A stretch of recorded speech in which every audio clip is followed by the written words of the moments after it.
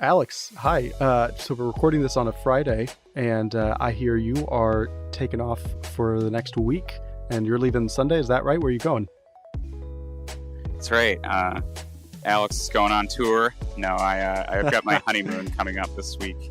So this weekend I'll be leaving and heading to Jamaica, which I'm super excited about. So, Well, as I look out on the icy sidewalks and asphalt outside my window, I am pretty jealous about that. What kind of stuff are you doing? I don't know if we've really planned anything quite yet. It's kind of just for me at least, it'll be a lot of reading and getting some sun. Probably getting sunburnt, quite honestly. but yeah, no, I think maybe some zip. Yeah, exactly. No, I'm happy to be out of the tundra. I think if we can get some zip lining done, maybe like some paddle boarding, that would be maybe neat to do. But I was also googling shark attacks in Jamaica this week too. So we'll see. You're looking for some? It'll be a great time. I'm very excited. All right. Well, if you don't come back, I will know what happened to you. Yeah, exactly. A whole jaw scenario, I'm sure. So.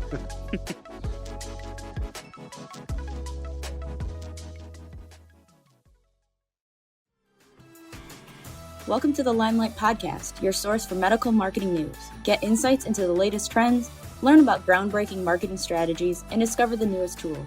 We'll let you know what questions you should be asking and where to find the answers. All this and more brought to you by the team at Digital Limelight Media.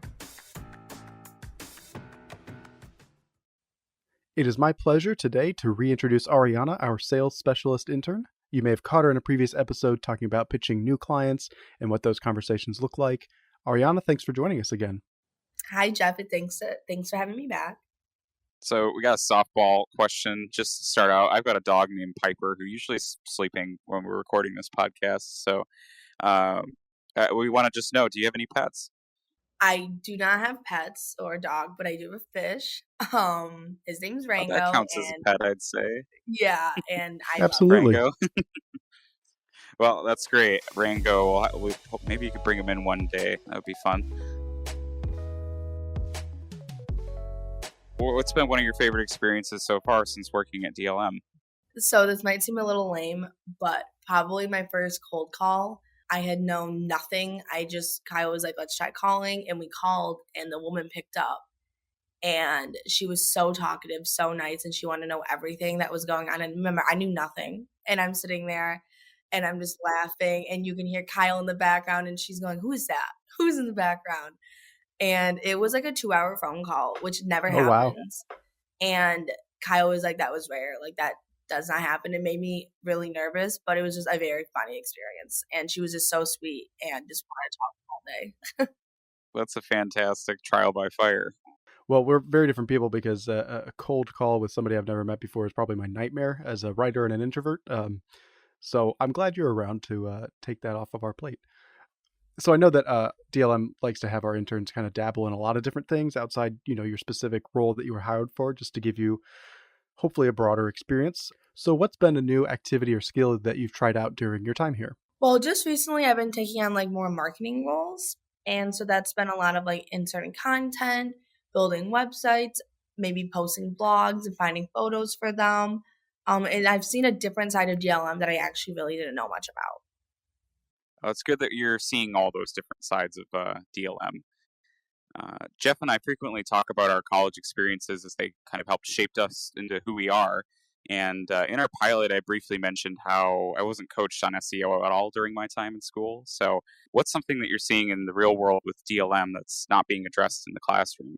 Well, I'm not sure how it is for every office, corporation, or anything, but I feel like it's just not as stressful as everyone made it seem to be. And just like last week, like all of us got up and like did like a 5-minute yoga stretching sesh. And I was like barefoot and we were just working in the office. And I don't know, I really just did not expect that with my first internship that I got. That's great. So at DLM, we handle all kinds of medical clients, but our specialty is plastic surgeons. So as a salesperson, what do you tell people that makes DLM well suited for this specific type of client? The biggest advantage of working with DLM is that we do both design and marketing combined into a single company. and using Insight, our marketing software, to communicate everything in one place, which is much easier than having multiple contracts. Well, yeah, I agree. I think that's a great way to look at it, and yeah, multiple contracts, might give you the best players of all three, or it could also just create a lot more dishevelment as to your strategy and your plans. So we appreciate all the great answers thus far, Aryana. Just one more for you. If you could recommend any interview, job prospecting tip that's helped you out since you've been starting with us, what would you give? I would say to take risks. When I talked to Kyle, the CEO and founder of DLM at the career fair, he told me he was not doing interns. We spoke a little bit longer, and by the time of the end of like a few more interviews, I obviously was hired by him.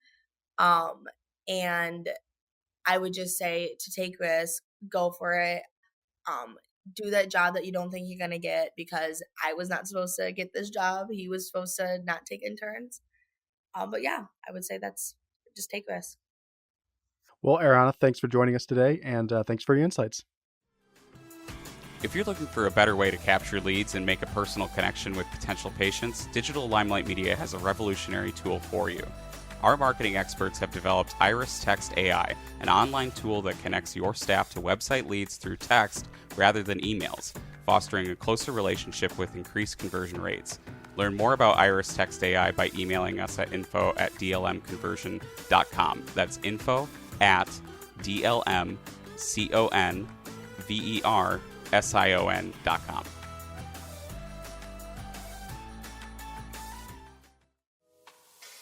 You've heard our next guest in every episode of this podcast, but haven't heard much besides what she recorded for the beginning and end of our episodes. Today, we get to talk with the voice of the Limelight podcast, Emily O'Connor. Emily, thanks for being here. Yeah, thank you. We're just asking this question to Aryana. I feel like we'll ask you as well. Talk to us about your pets. Do you have any pets, Emily? Yes, I have a 2-year-old doodle, golden doodle. He's kind of a pain, but we love him. And we have another kind of animal on the way too. So we have a newborn baby coming, so we can consider that a pet too, I think.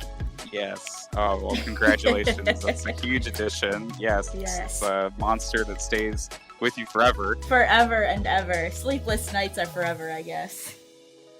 Yeah, congratulations and good luck. Exactly. Yeah. So, Emily, you joined DLM in its very early days. How long have you been with the company now? I started as an intern, so I kind of worked my way up the ladder from there. And yeah, here we are now in 2022, almost at my 10-year anniversary. So it's super exciting. Yeah, well, it's funny that we just talked to our current intern and now we're talking to a former intern. That's great. Yeah. So you mentioned it's been a learning experience. Is there anything that sticks out particularly as like the biggest improvement since you started? I wouldn't say that it is biggest improvement, but it's just fun to see such a small company grow into what it is now. We're around the 150 client mark. So it's kind of been cool to see how our progress has been made, how we've kind of adapted. And, there's a lot of different ages of people that work here. So it's kind of like you have your older, you're younger, and everybody kind of brings something else to the table as well. So it's kind of just been fun to see everything change throughout the years, I think. So we had Aryana to talk a little bit about the sales process. And one thing that happens after that is onboarding, if they do sign on. So could you tell us a little bit about what that process is? I know you're very integral to that.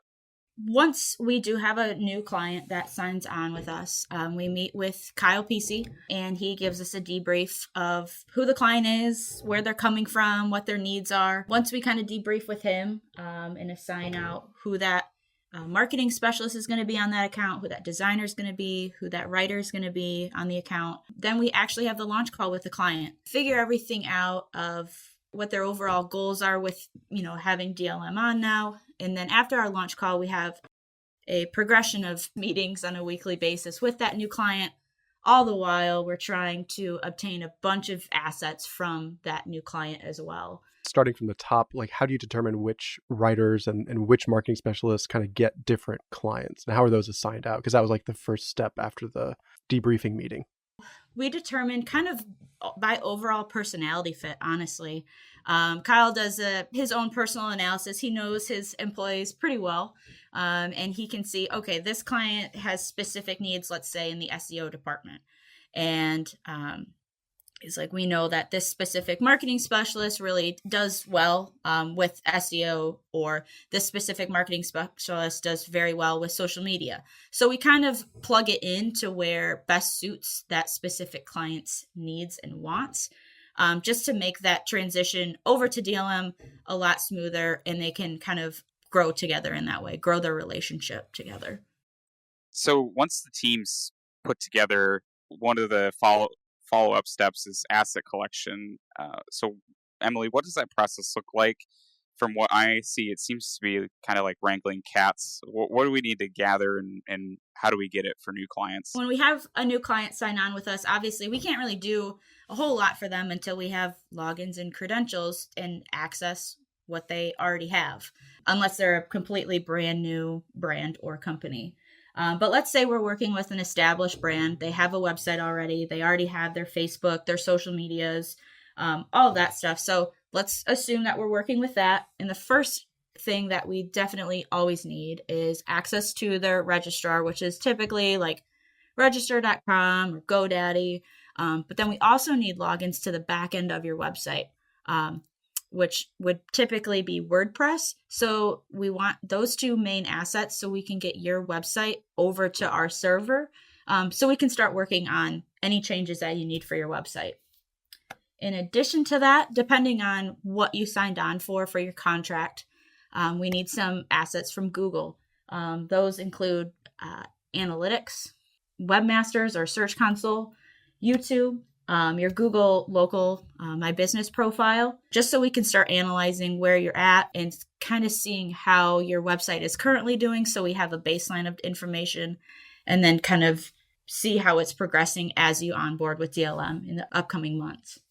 Also from Google, if you have an AdWords account, that's another big one. If you're doing PPC, we always want to carry over the data that you already have so we can build on that rather than working on a clean slate. Some other information that we would need, if you have a tracking number on your website, which a tracking number is a different number than what your main phone line is. It's just another way that we can track your phone calls coming in to the practice, so we can see how many calls you're getting, if those calls are recorded. Just another source of data for us. Some other things that we would need, just kind of different logins that you have to different citations that are built.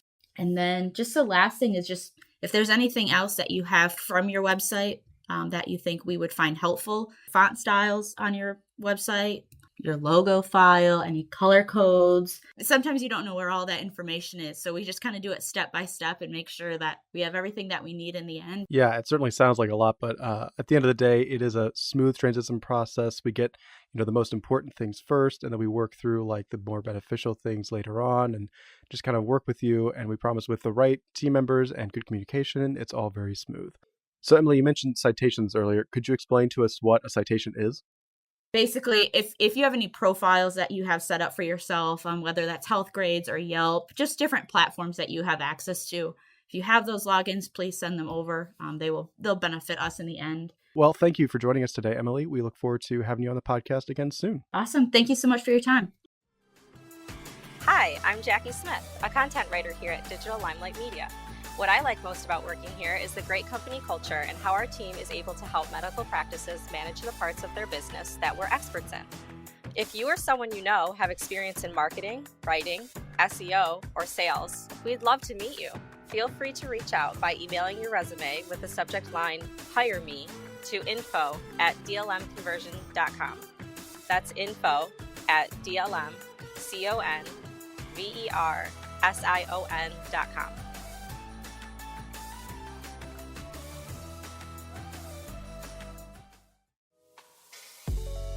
This year is flying by and so much has changed already.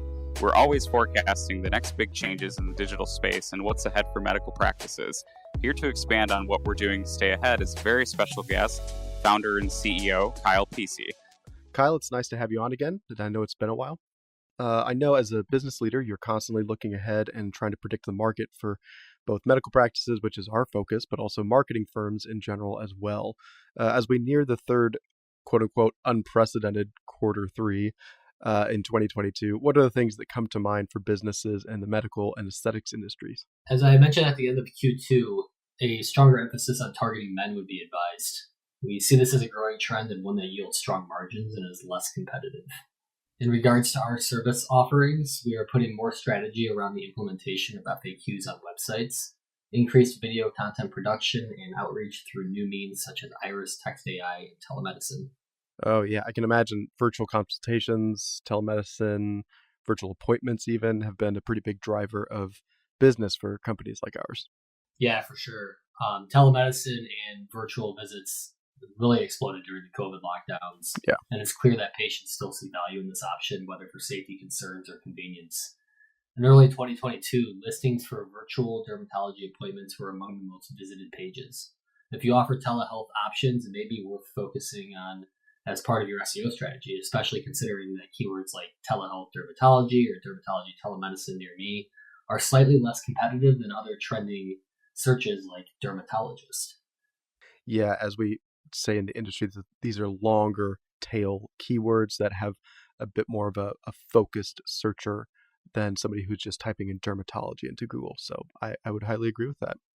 Yeah, and some of those longer tail keywords also yield better conversion because they're more specific. Exactly. So how long do you think these trends will last? Are we talking, months to the end of the year or multiple years? I mean, I think some of these trends are no longer trends. They're here to stay. Telemedicine in particular is always going to become more of a normal, quote unquote, way to visit your doctor. The reality is COVID just sped that along. As far as some of our strategies centered around content and SEO, this changes as Google changes. We're always keeping a pulse on Google's fluctuations in their algorithm, and the beauty of a marketing technology company like DLM is we can quickly adjust our technology to adapt to changes in Google's algorithm to stay ahead of our competitors and deliver the most proactive results for our clients. Companies that are not a marketing technology company have a really hard time shifting their strategy and the process that follows, and they tend to stay more stagnant with their deliveries. Well, Kyle, as always, it's great to talk to you. Yeah, you too. Thanks. Thanks again for joining us today and taking the opportunity to get to know more about the team here at DLM. As Alex mentioned in a previous episode, working with our team really does bring us close to each other and our clients. If you or your team would be interested in working with us at Digital Limelight Media, drop us a line at info@dlmconversion.com. That's info@dlmconversion.com.